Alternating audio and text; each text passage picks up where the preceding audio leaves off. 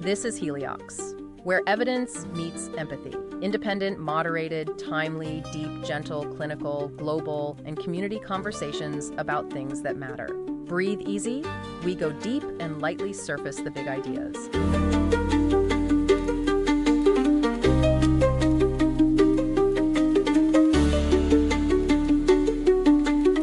Welcome back to the Deep Dive. Today we're going to be diving into something that I think is so fundamental to just the human experience. Yeah. Romantic relationships. Mm-hmm.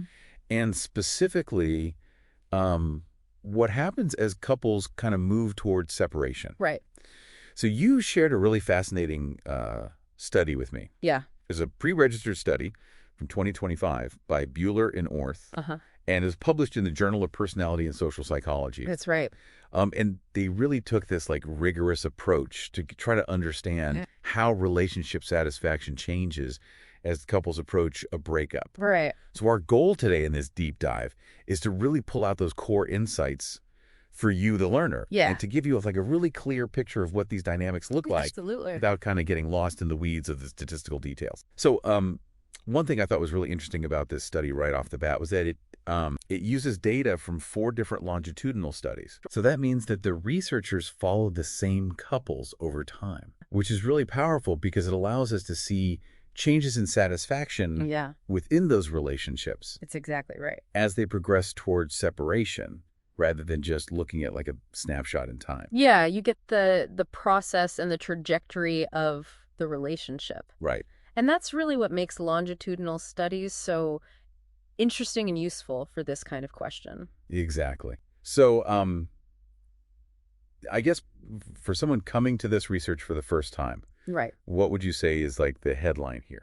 I think the key takeaway is that relationship satisfaction tends to decline systematically as couples get closer to separating. It's not just a sudden event that happens right at the end. Yeah. There's this discernible downward trend. So it's not just everything is fine and then boom, we're breaking up. Yeah. It's more of a process. Right. It's a process, and it's a process of decline. And it happens somewhat gradually. I mean, we can talk about the nuances of that in a second. The general pattern is this downward trend. Okay, so there's this decline.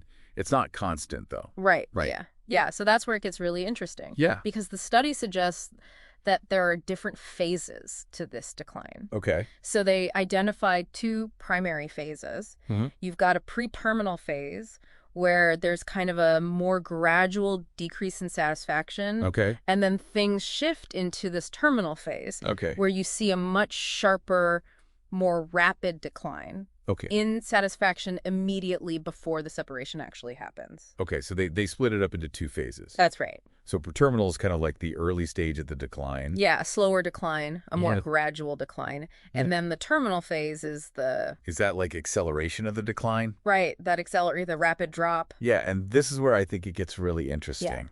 Were they able to get any sense of when this more rapid decline tends to begin? Yeah, they did. Okay. They did. So what did they find? So across the 4 studies, the data indicated that this terminal phase, this kind of acceleration of dissatisfaction, typically starts somewhere between about 6 months. Wow.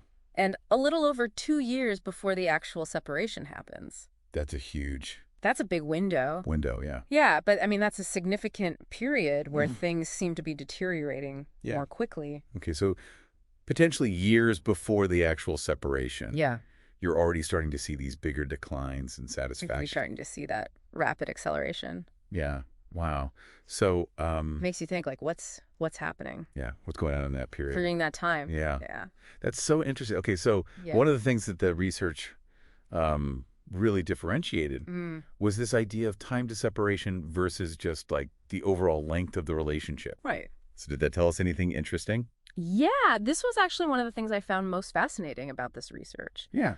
What they found was that time to separation was a much stronger indicator of changes in satisfaction than time since beginning. So it wasn't just about how many years you'd been together. Yeah, it wasn't just about the relationship getting older. Yeah. It was really about how close you were to that actual breakup. Got it. The closer the breakup, the more pronounced the drop in satisfaction. Interesting. So the impending end itself seems to have its own... Like a gravitational pull almost. Yeah, its own distinct effect, yeah. Okay. Beyond just the relationship aging. Yeah, that's really interesting. Yeah.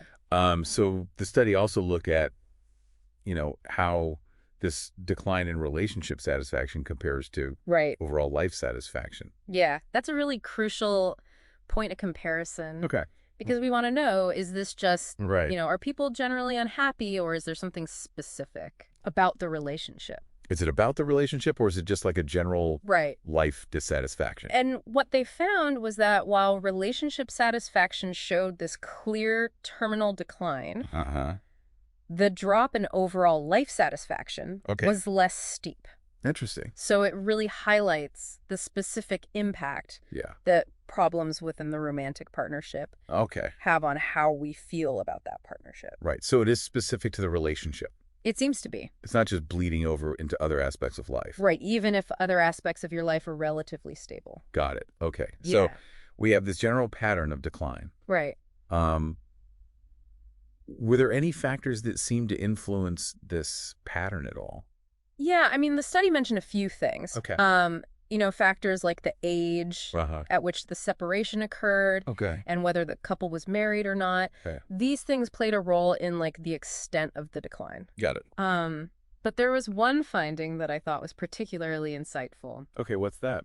And that had to do with the difference between those who initiated the breakup and those who received the news. So what they found was that individuals who were on the receiving end of that separation news, they tended to enter that sharp terminal decline phase later, but then their satisfaction decreased more rapidly. Wow. Compared to those who initiated the breakup. So it's like a delayed but then more intense reaction? Yeah, exactly. It's almost like, Okay. The initiator has already processed some of that dissatisfaction. Right. They've been thinking about it for a while. Right. And so that leads to kind of a more gradual decline for them. Yeah. But the person who's on the receiving end, it's like, bam. Yeah. All of a sudden, things are really bad. Yeah. That's really interesting. Okay, so I think just to kind of wrap things up for our listeners. Yeah. The key takeaway here is this research suggests there is this recognizable pattern of declining satisfaction as separation is nearing. Yeah. With a really notable acceleration in those final months or even years. That's right. And that decline is particularly sharp. Right. When we're looking at satisfaction with the relationship itself. Yeah, not just general life satisfaction. Exactly. Yeah. Right. So I guess my final question for you is, we've talked about these phases of decline. Right. Especially this longer pre-terminal phase. Yeah. What do you think are some of the things that people could look out for? That's a great question. Are there subtle shifts in our relationship satisfaction that maybe we overlook early on? Yeah, I think that's one of the big questions that this research raises. Right, for all of us. Are there these kind of subtle signs, these little dips in satisfaction that maybe we just kind of brush off or explain away? Yeah, we all do that, right? Yeah, and so the question is, could a greater awareness of these patterns, even in their more gradual stages, could that potentially lead to different outcomes for some relationships? It really gives us a lot to think about. It really does. In terms of, how we're paying attention to those signals. Yeah. Within our closest bonds. Within our closest bonds, yeah. Yeah. Well, this has been such a fascinating conversation. It has. And to all our listeners out there, thank you for joining us on another deep dive. Yeah, thanks for listening. And until next time, keep learning and keep diving deep. Take care. Bye. Thanks for listening today. 4 recurring narratives underlie every episode: boundary dissolution, adaptive complexity, embodied knowledge, and quantum-like uncertainty. These aren't just philosophical musings, but frameworks for understanding our modern world. We hope you continue exploring our other podcasts, responding to the content, and checking out our related articles at helioxpodcast.substack.com.